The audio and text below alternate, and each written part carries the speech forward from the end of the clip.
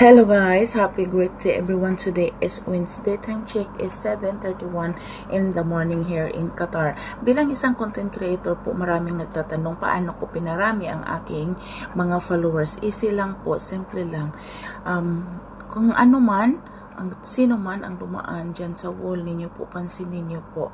Yes, yan po, dyan po tayo mapapansin ni Algo at ma-spread ni Meta ang ating mga videos through proper engagement. Yun po ang pinaka main na ingredients po bilang content creator po. Hindi tayo mamimili po kung sino ang dumaan dyan sa wall ninyo.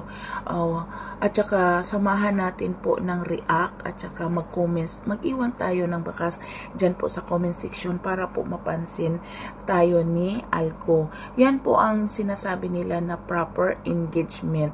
Kasi po, yan po ang paraan para dumami ang ating followers at saka dumami ang ating mga viewers.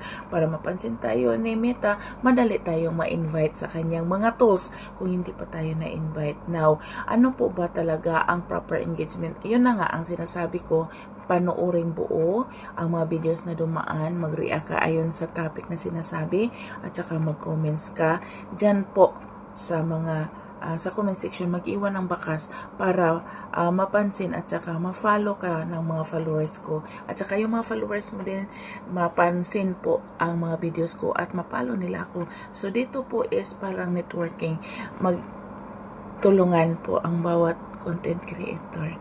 So yun lang po, salamat, happy birthday everyone, bye bye.